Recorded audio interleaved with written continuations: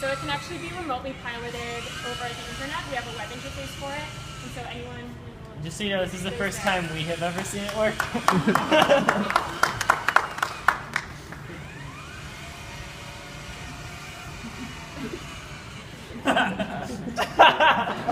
This is like an avatar when it chooses its owner.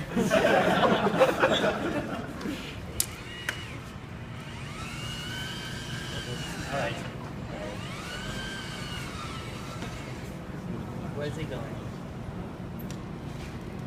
I don't know if it's going. Should we try the arms? Yeah. It's that's cool. There's a. All right. We have never even tested this before. So there's a 50% chance.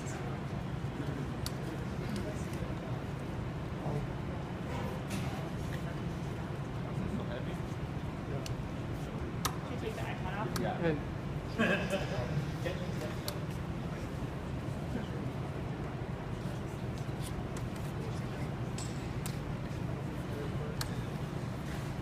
Oh, he's trying. I feel like that's you doing that. Oh, he did that. Sure.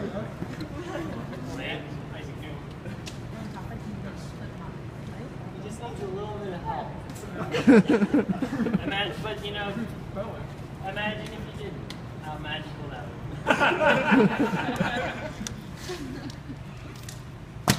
be. He's very good at dropping. Oh yeah, so convert it the other way. Can you do that? If it's up, standing up, can you make it go down? I just did that. Just joking. Can you guys say a few words about your own background? Because I think this is one of the more diverse of the group. And we have to also represent the people that couldn't make it here. So we have two teammates, Karthik and Barbara. Karthik is PhD robotics. Yeah, that's right. And Barbara and I are both seniors in RISD Industrial Design. So we nerded out on form. And then last night I redid. Oh, that's why. This guy needs technique. Do you guys want to talk about your background? I'm a junior at Brown. I study urban studies and computer science. I'm a senior PhD at Brown Robotics Lab. I'm a first year master's student, and I did my undergrad in Wisconsin doing mechanical engineering. But right now I'm doing electrical engineering.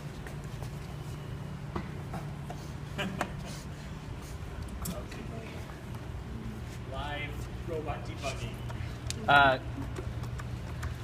Claudia, could you re-ask your most insightful question?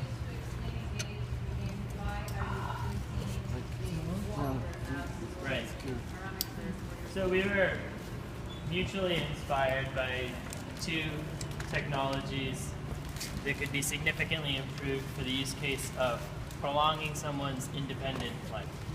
So we noticed that the walker, we noticed that a walker takes up a lot of space. People often own multiple walkers.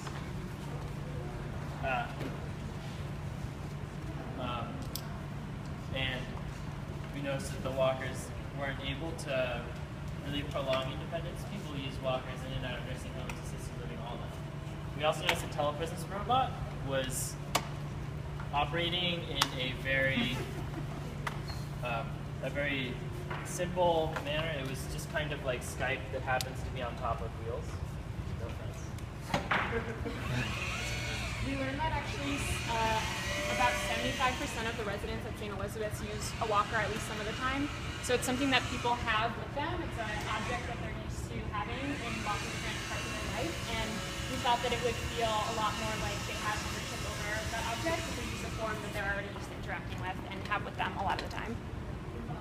So we thought that it was a really compelling idea to imagine a walker that's able to help people stay home longer by carrying them from these activities of daily living. Not literally carrying them, but sort of, this thing. There's a prototype we have of this that has a three-dimensional camera on the front. So it is actually able to know where it is in the house. So if there's some care provider that's able to label different parts of the house, oh, this is the kitchen, this is the bathroom, then the robot has the ability to say things like, Tabitha, you might want to make sure the stove is off because you're in the kitchen. You're in the kitchen. And that's the kind of thing that isn't, that's not going to take care of someone. That's not going to be the difference between like life and death, but it's enough to keep them living independently in their own home for another year. And we were really surprised when we visited St. Elizabeth's, and we asked people this question of, would you be willing to have a robot in your home if it promised that you could stay independent for longer? And we received like an overwhelming response. They said like, yes, even, I do feel uncomfortable with the robot. Maybe younger generations are more okay with it, but if it lets me stay independent for longer, that's like number one. So we sort of envision this as an in-between, just like independent living and assisted living. We also